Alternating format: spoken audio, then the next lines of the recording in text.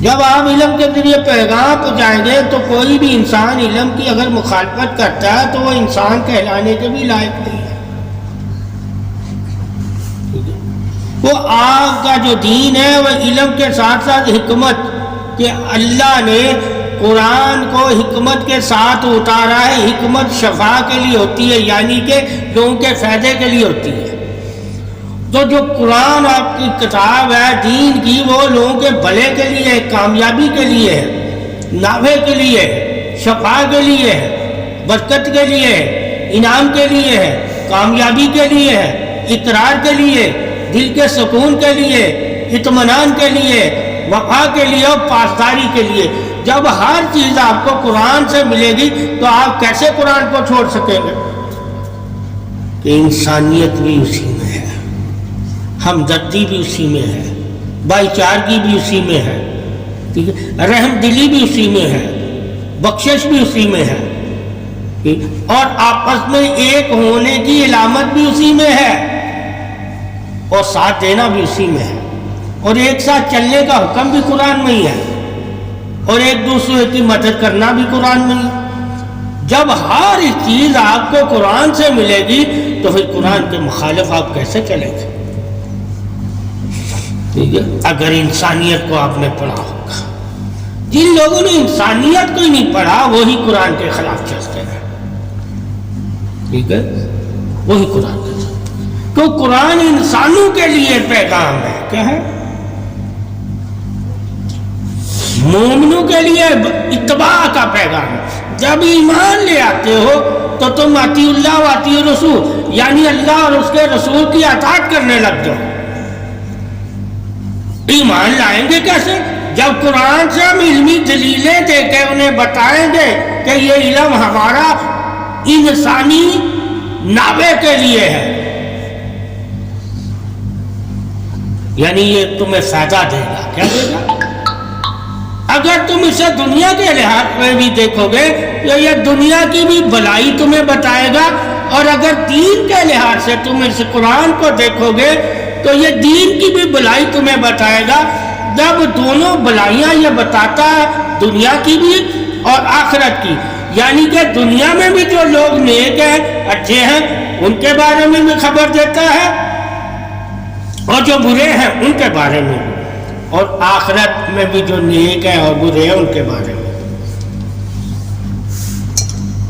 تو یہ کتاب اللہ کی جو ہے، یہ جب خبریں تمہیں جب دے رہی ہیں انسانوں کے لیے، تو ہم نے انسانوں کو یہ علم دینا نا، اور انسانوں کو ہی پھر اللہ کہتا ہے میں ایمان کی دولت سے نواز دیتا ہوں، تو وہ ایمان لے آئیں گے، ٹھیک ہے۔ جب وہ ایمان لے آئیں گے تو وہ اشرف ہو جائیں گے، نافع والے ہو جائیں گے، صابر ہو جائیں گے، متقی ہو جائیں گے، پرہیزگار ہو جائیں گے، ٹھیک ہے، عبادت گزار ہو جائیں گے، ذکر کرنے لگ جائیں گے، صدقہ خیرات کرنے لگ جائیں گے، میری عبادت کرنے لگ جائیں گے، اور زکوٰۃ دینے لگ جائیں گے۔ پہلے وہ کچھ نہیں دے رہا،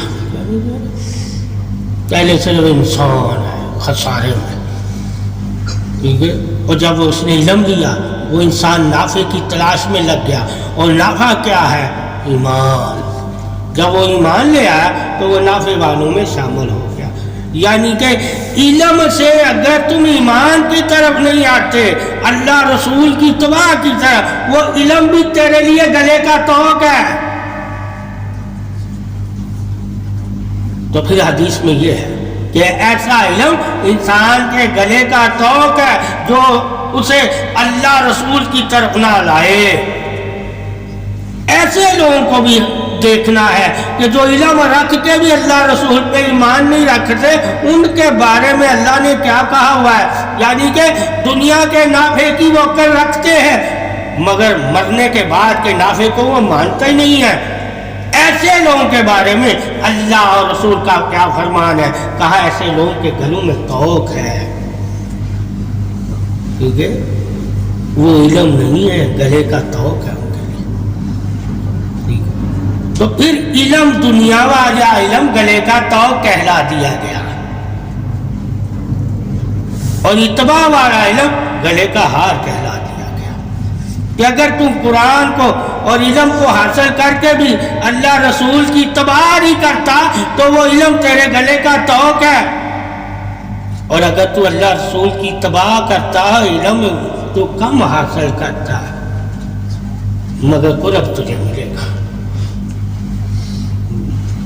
بہت سے لوگ ہوتے ہیں جو علم کم حاصل کرتے ہیں مگر قریب رہتے ہیں، یعنی کہ دیکھ کے چلنا. کیا چلنا؟ کہ جیسا اللہ کا رسول کر رہا ہے ویسا ہی وہ دیکھ کے کرنے لگے. انہوں نے نہ جانا اس میں کیا فائدہ ہے کیا نقصان ہے. انہوں نے کہا جو اللہ کے نبی نے کیا ہے وہی کرنا ہمارے لیے ایمان ہے، جو نبی نے فرمایا ہے وہی ماننا ہمارے لیے ایمان ہے. جس رستے پہ انہوں نے چلایا ہے اس رستے پہ چلنا ہی ہمارا ایمان ہے. تو وہ قرب والے ہیں، اور جو قرب سے دور جاتے تھے وہ جتنے قرب میں علم لیا ہوتا اتنا ہی جا کے وہ لوگوں کو علم بتاتے تھے کہ ہم نے نبی سے یہ سیکھا ہے. تو وہ سیکھ کر دوسروں کو سکھاتے تھے. تو پھر مسلمان کو یہ بھی خبر ہوئی کہ مسلمان کا کام یہ ہے کہ دین سیکھ کے دوسروں تک پہنچانا بھی، یہ نہیں کہ دین سیکھ کے اپنے پاس ہی رکھنا آگے پھیلانا. اب اگر وہی مسلمان ہو جس طرح صحابہ تھے تو آج دین کتنا پھیلتا. آج چند لوگ دین پھیلا رہے ہیں باقی سب دنیا داری کرتے ہیں. اس وقت ہر صحابی دین پھیلا رہا تھا. کیوں؟ ہر صحابی نے نبی کی صحبت لے کے سیکھا تھا. اب صرف وہی سیکھ رہا جو آج میں دین بن رہا ہے. کیا بن رہا ہے؟ اس کے علاوہ کوئی دین سیکھتا ہی نہیں ہے. اور جس نے سیکھ لیا ہوتا ہے وہ پھر دوسروں کو بتاتا. باقی کوئی مسلمان اس کام میں آگے نہیں آتا. کہ سب بندی ہوگی اس دور میں. کیا بول رہے ہیں؟ ورنہ اسی طرح مسلمان جس طرح صحابہ کی آپ صلی اللہ علیہ وسلم کی صحبت میں علم لے لیتے تھے اسی طرح تمام مسلمان علم لے عالموں کی صوفیوں کی صحبت میں بیٹھ کے تو یہ بھی آگے دینی باتیں کر سکتے ہیں. ہم میں کثرت سے لوگ اب دینی باتیں سنتے ہیں کر نہیں سکتے کیونکہ انہوں نے دین والوں سے کچھ لیا ہی نہیں ہوتا، کچھ سیکھا ہی نہیں ہوتا. جب سیکھا ہی نہیں ہم نے دین تو ہم پھر کیا کرتے ہیں؟ خاموش ہو جاتے ہیں. یار ہمیں کیا پتا. صحابہ ایک دوسرے کے ساتھ جب بات کرتے تھے خاموش نہیں ہوتے تھے. وہ کہتے تھے میں نے نبی سے یہ سنا، دوسرا کہتا تھا میں نے نبی سے یہ سنا. کیونکہ صحبت میں تھے. کیا تھے؟ اب ہم صحبت سیکھنے کے لیے اب عالم دین کی صحبت میں رہ کے بھی بندہ نہ سیکھے اور صوفیاء کرام کی صحبت میں رہ کے نہ سیکھے تو پھر کہے گا وہ صحبت والا ہوا. ہم نے سیکھنا نہیں ہے. کیا نہیں ہے؟ سیکھنا. تو سیکھنے سکھانے والوں کو قرآن نے کہا تھا کہ روح زمین پر اگر کوئی تم میں سے افضل ہے تو وہ سیکھنے سکھانے والے، یعنی کہ جو علم دینے والے ہیں، علم سکھانے والے ہیں، علم لینے والے ہیں، وہ تم میں سے افضل ہے.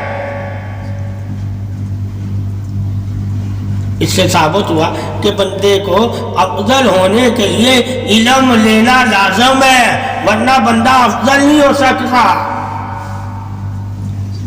اور جو علم والوں میں بیٹھ کے بھی افضل نہ ہو سکے تو سمجھ لو اس نے علم لیا ہی نہیں اس لیے افضل نہیں ہوا.